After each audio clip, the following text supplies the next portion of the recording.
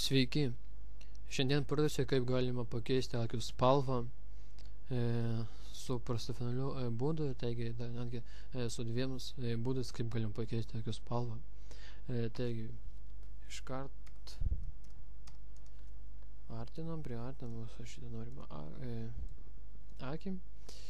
Taigi, dabar pasirenkam Edit in Quick Mask Mode.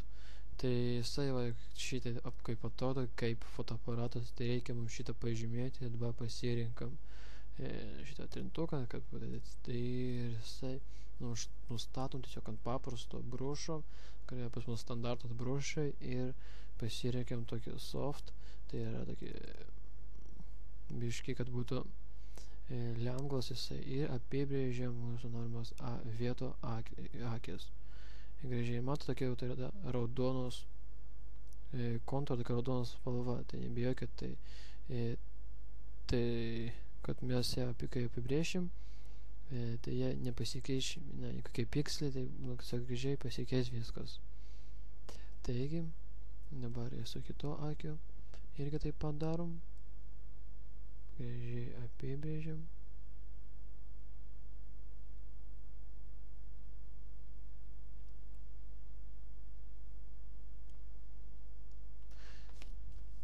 Taigi, matom, kai jau apibrėžėm, tai kai jau pažymėjom šitą fotoaparatą, tai spaudžiam raidę, kurioje ant klaviatūrų Q, ir jau matom,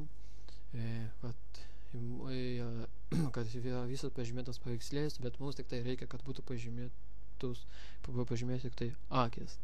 Taigi, einam į Select ir Inverse, ir mums tik yra pažymėti akis.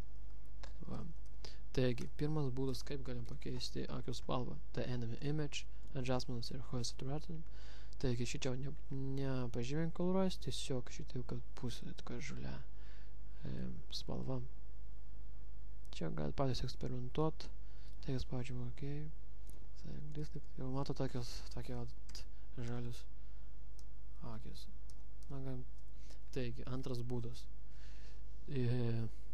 Šitą dalyką reikia pakartoti ir tiesiog jau einam tiesiog paprastai pasimam, iškart reikia pasirinkti mūsų norimą spalvą, taip, spaudžiu OK ir pasimam Paint Back Tool ir prieš tai reikia padaryti New Layer ir nudažom.